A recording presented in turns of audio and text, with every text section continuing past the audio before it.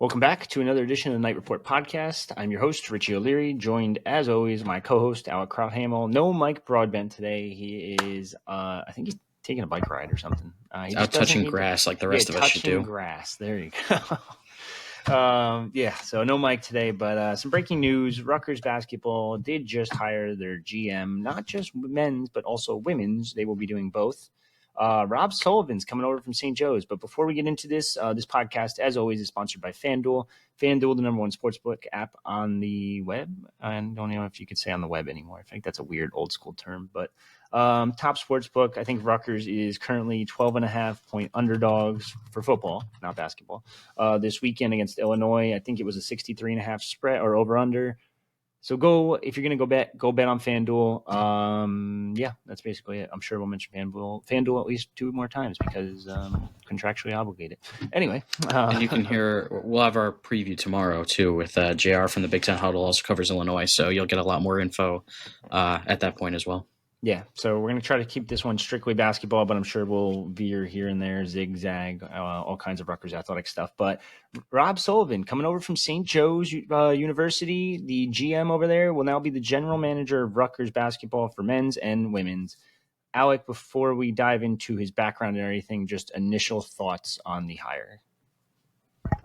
Yeah, it was always going to be a bit interesting to see where they actually went with this hire, because the role of a GM is it's taken a lot of different meanings and roles and things like that across college basketball, whether it's personnel type decisions, just strictly capologist for lack of a better term, things like that. So for Rutgers, when the job was originally posted back, I think it was about a month ago, a little more than 2 months ago, I think it was the beginning of September, the overview of the job, the key duties, this is what it was described as: serves as a strategic and operational partner, providing high-level administrative and strategic support across multiple program areas, manages all aspects of the recruiting process, serving as the primary point of contact for NIL opportunities, and creating innovative recruiting communications through social media, print, and video platforms, supports recruiting, NIL, and brand management, program development, stakeholder engagement, acts as a liaison with NIL collectives, oversees transfer portal evaluations, manages player programs, supporting player program fundraising efforts, and strengthens relationships with donors, alumni, and community stakeholders. So it's a lot of NIL branded duties, whether it's recruiting, making sure all the NIL deals are within the lines of the NCAA guidelines, all that kind of fun stuff. So this is kind of like what Steve Peichel had been looking for when we talked to him back in March. Someone who can really help with the NIL stuff. Now, how much of this comes along in terms of the player evaluation, roster development, things like that, it kind of remains to be seen. This kind of dovetails into talking about Sullivan's background, where he had 2 years as the general manager at St. Joe's. He was first given the role back in August of 2023, so he had the last 2 years. According to the St. Joe's website, his responsibilities focus on strategic and effective leadership directly related to the success of the men's basketball program. So obviously, you'd hope. Helping and developing major strategic initiatives, including NIL, donor, former student athlete engagement, game scheduling, and branding.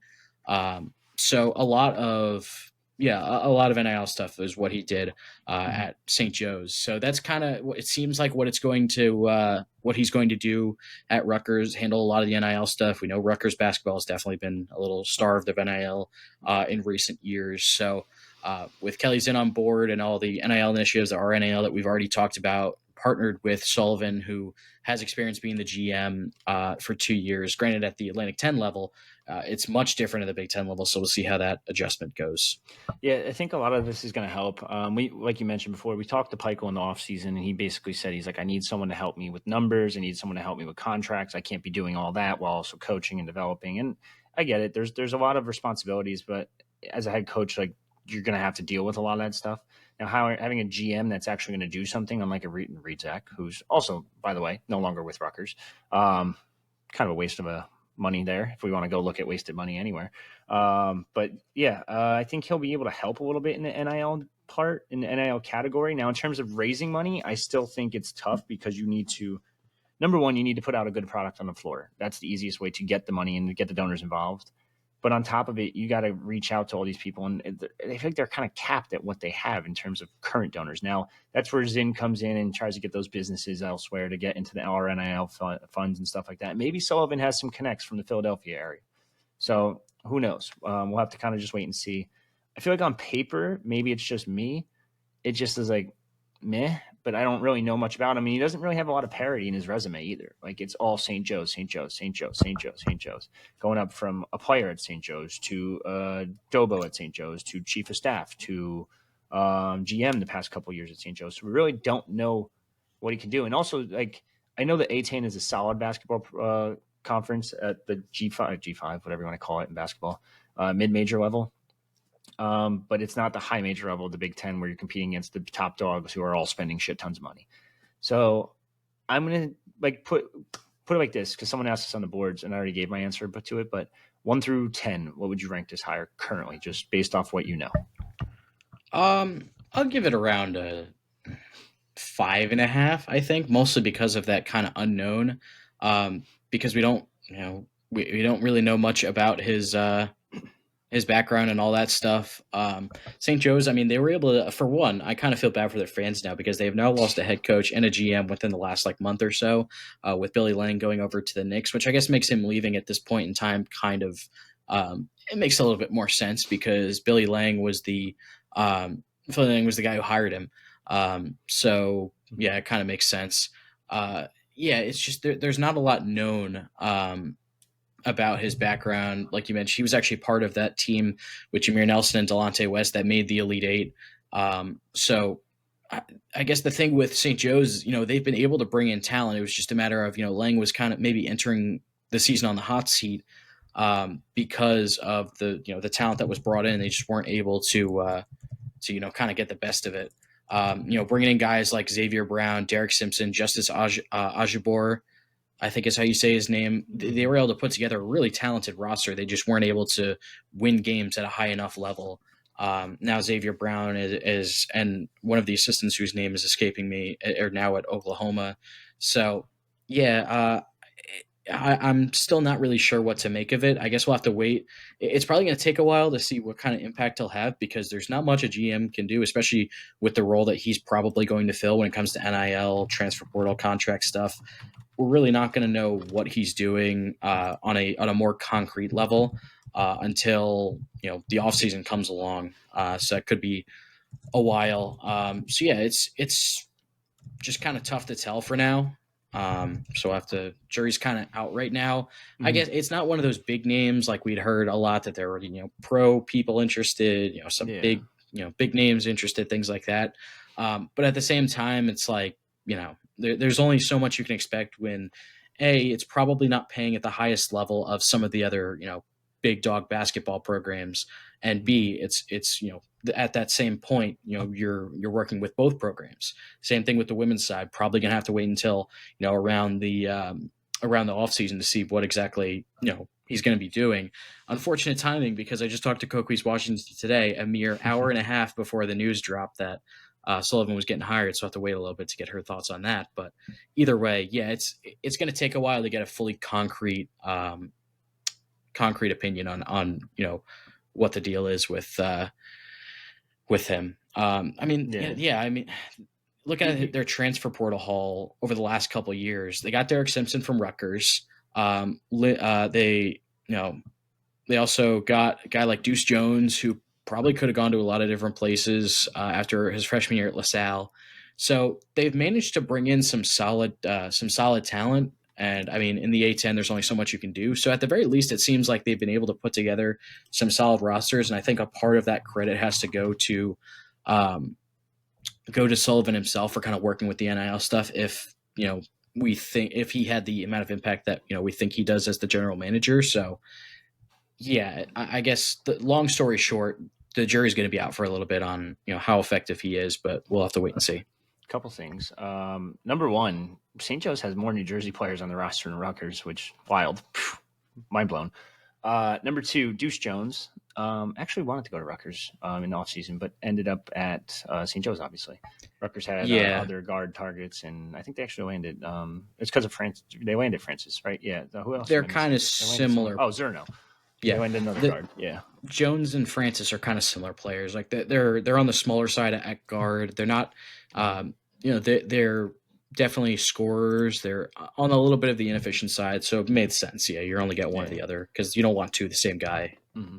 Last but not least, the general manager spot. Like you kind of already mentioned this, it's not going to be your typical people who hear general manager, and I think everyone just thinks immediately like, oh, it's Brian Cashman. Oh, it's Joe Shane. Oh, it's that guy that the Jets fire every 2 to 3 years. Sorry, Craig.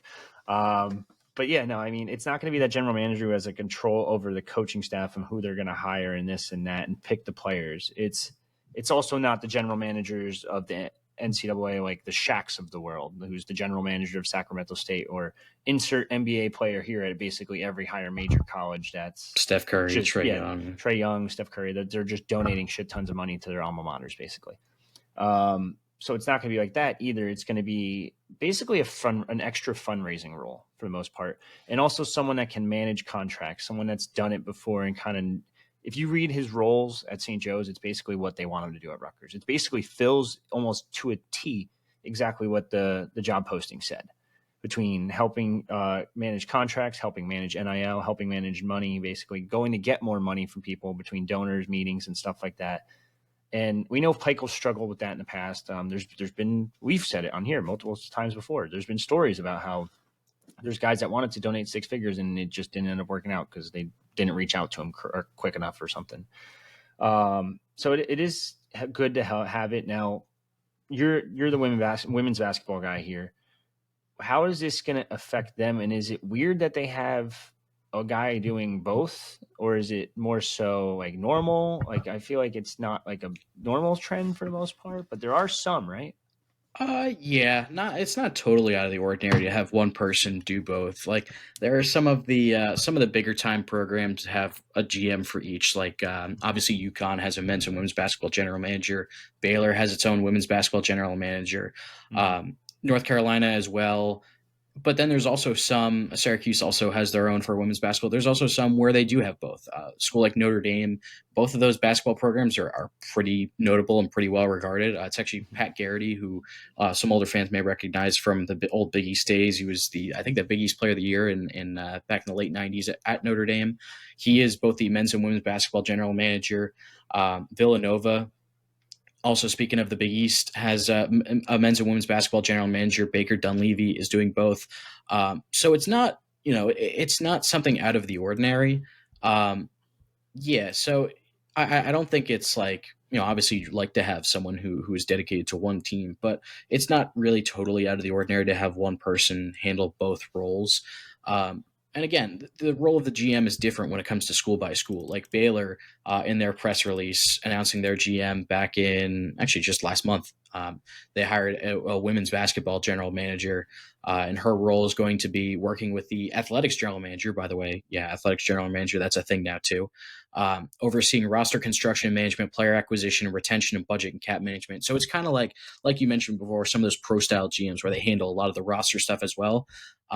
That's not what it's going to be like here at Rutgers, which I think kind of helps Sullivan a little bit, where he's not going to have to worry about having to carry the whole roster management, all that stuff. He can focus more on the fundraising side.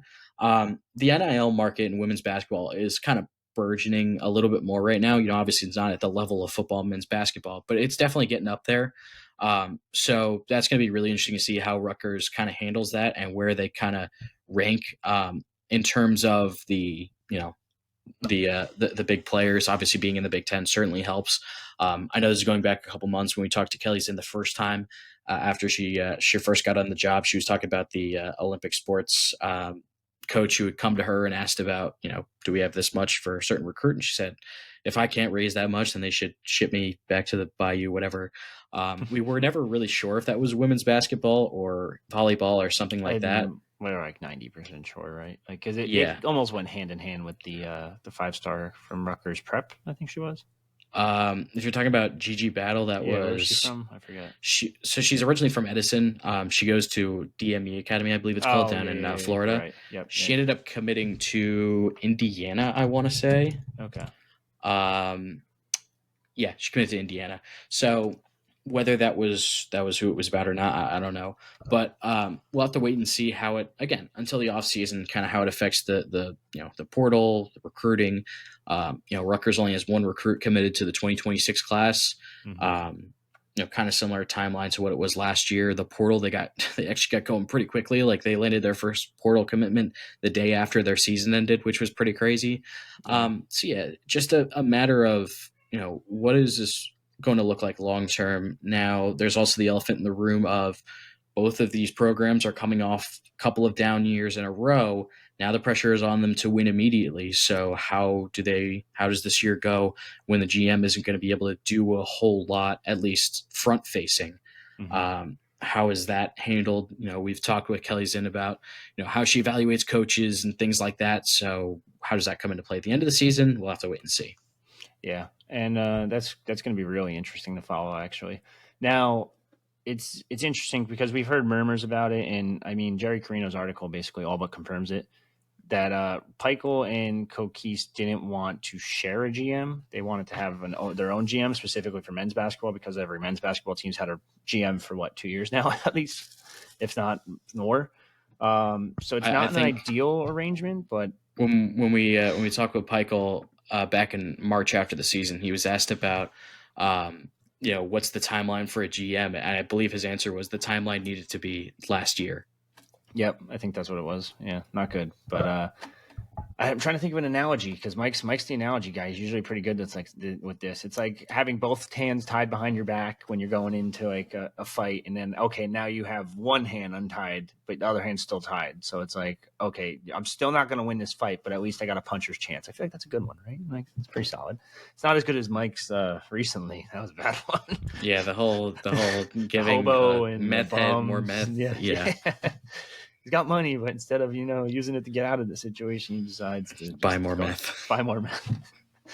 Oh man, what an analogy! We had comments on that one right away. Yeah. Anyway, I guess the interesting thing is, when we talked with Kelly Zinn a couple weeks ago, talking about all the RNIL new stuff, she'd said that their focus was a lot of the money stuff was focusing on getting ready for the football transfer portal, and then once they got that out of the way, their next focus was getting ready for the basketball transfer portal. So it seems like they are really preparing to attack the transfer portal.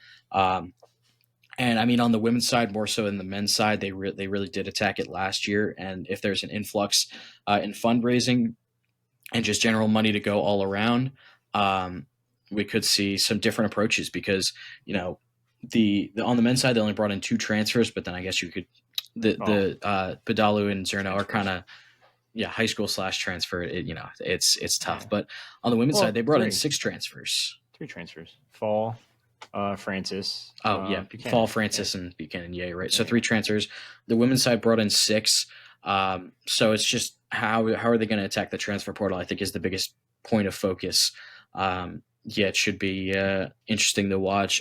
I'm interested to see what the coaches say in terms of what they expect from their general managers or from their general manager, at least now, whether it's a lot of fundraising or just like in season, like portal scouting. Again, it's not really much of that kind of GM, so I doubt we'll see much of that, but just what are they going to do now to help prepare for the future is what I'm curious on hearing from both of these coaches. I guess my question would more be like, can they expand that branch? So like what football's doing is they have their college or high school recruiting department, their transfer portal recruiting department. Now that transfer portal recruiting department is starting to make like a branch off, and they're going to have their own little department over here between Orrin Wilson, who they just hired as director of college personnel this September, and then Cam DeFeedy, who they just hired as assistant college director of personnel. And they're going to kind of continue to build that branch off of the football to make that like their portal hub versus like this is their high school hub. And then they're going to meet up in the middle with the 2 GMs or assistant GMs, whatever they are. Now, is he going to be able to expand based on what his little branch would be or his little office? Is it just him specifically? Now, I know the coaching staff's obviously going to help a lot with like evaluations and stuff, and they, as they always do, but is he going to be able to add like an assistant GM? Is he going to be able to hand like a new chief of staff? I don't know if they technically have a chief of staff still because it was Steve Hain. Is it still Steve Hain technically? I don't know. It might be. I don't remember seeing a change in that. But yeah, that's going to be really interesting. It says he's still, chief of staff. Okay. At least that's what's listed on the Scarlet Knights website. So yeah, that's another interesting thing. Are there going to be some like you mentioned, like a director of college personnel or just like a player personnel assistant, whatever, or is it going to be the coaches continuing to do a lot of that? So there's a lot of questions on the horizon for what this role looks like and how well Rob Sullivan is going to do it. I mean, it seems like he was pretty highly regarded at St. Joe's. Again, like I said, they were able to put together some pretty talented teams. It was just a matter of they weren't able to win games. There's a reason Billy Lang left when he did for the NBA, because it was a bit of a parachute job, because he probably, short of an NCAA tournament or a postseason berth, he probably wasn't coming back. So it didn't seem like those were at the fault of the general manager. They got solid talent. They just weren't able to win games. So yeah, a lot of unknowns on this one. Again, it's going to take a while to fully flesh out, the quality of the hire. The other thing, I just realized this now, actually. I'm very interested in this, and I don't think they're related. But Rutgers added a new grad assistant I just saw on the roster, too. Jake Sullivan. I don't think he's related. It's going to be his first year this year. He's a Connecticut native, spent the last 2 years as a volunteer under St. Joe's, University of St. Joseph, so never mind, wrong St. Joe's. But University of St. Joseph head coach was Jim Calhoun. So that was that's interesting. A little interesting connection there, but he also has a background. When did that get here? I don't know. I just saw that now. He was most recently an asset and wealth management insurance associate. So another guy that has something to do with money. I don't think he's related to Rob Sullivan, but anyway, just interesting little tidbit there. But they don't really look alike, so I don't know. No, not really.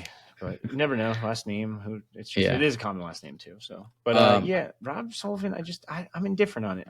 I know I said this before. I asked you what it was before, but I also said 5 out of 6. I don't know if you saw. I said 5/6. I wasn't really sure where to go there, but there's just too many question marks. So it's like it's hard to get hyped about this. On top of it, both their seats are pretty hot, or I shouldn't say hot. They're at least warm, lukewarm. I guess one other interesting thing about Sullivan, in between his time, so he was director of basketball operations at St. Joe's from 2007 to 2017 for 10 years after he graduated from the school. And then for 3 years, he was, he spent 3 years at Cornerstone Management as part of the Sports and Entertainment Agency's basketball division. He was responsible, according to the St. Joe's website, for recruiting, advising, sports marketing, basketball skill development, overseeing the off-season training programs for their clients. So are there any connections with that are still in play? I guess that's another thing to potentially look at, because he spent some time there in the basketball division too, which helps. Okay, interesting. That's basically all I got on Sullivan. You got anything else on Sullivan before we or anything else, I guess, real quick, Rutgers related before we sign off, because we will have a football preview tomorrow? Not a lot. I mean, it's under a week until the season starts. Can't believe the off season's pretty much already over. Next Monday for women's, right? Yes. Yeah. This coming 5 days they play against Wagner. So again, like I kind of hinted at before, I talked with Coquise Washington today, as well as Lauren Swan, the sophomore transfer guard from Arizona. Probably be some content about that coming up, over the next couple days. So be on the lookout for that too. But yeah, it's basketball season. We got to do our season preview at some point. I know, on the podcast. Probably this weekend. Ooh, maybe even before the weekend. Actually, well, I don't know. We'll figure it out on our own time, because I don't want to give away our timelines on anything. But I already did, kind of, so it doesn't matter. And then Rutgers men's basketball Rider Wednesday night, 6 p.m. BTN. Probably. Yeah, I think the first one's on BTN. So yes, it is. That should be an interesting game. Hey, and then next Monday. What's what? Next Monday, the 10th, they play against Maine, and none other than Ace Flag. So. Oh, you're right. I forgot about Ace Flag. Wow. Okay. Interesting. He's a freshman on the team, and we kind of touched on this. Well, we kind of touched on this. I mean, he didn't play at Montverde, but fair. But there's only 14 people in the country that can play for Montverde under Kevin Boyle. They got a solid team. Kevin Boyle. Yeah, they got a solid team. So at least for the America East. So no slouch. We'll know about this program pretty quickly, what they are and what they aren't. If you guys want to read more about the scrimmage this past weekend against Rhode Island, we posted about that. Rutgers won by 17. Heard Dennis Badalu was their best player in the scrimmage. So take that for what it's worth. It's a scrimmage. It's Rhode Island. Maybe it means something. Maybe it doesn't. So from what we saw in practice, I'd be shocked if Badalu is going to be a significant contributor. But I mean, he was a significant contributor this weekend. So maybe we were wrong. We only saw one practice, so it's really hard to judge a team. I know from what Pico has said in various interviews, especially most recently, I should say, the Pico podcast, he wanted to keep this team in the dark and kind of just let it rock from there and let guys see him when the season starts and when it really matters. Moving in silence. Yeah, I mean that's the tough part about only seeing one practice. It's only you can only gather so much from one practice because maybe some guy isn't feeling great, not having a good day. Maybe some guy's having a great day compared to what's usually going on. So yeah, it's tough to glean from too much from one practice. And since everyone loved our most recent rumor on the Night Report podcast, I'll just start another rumor right now.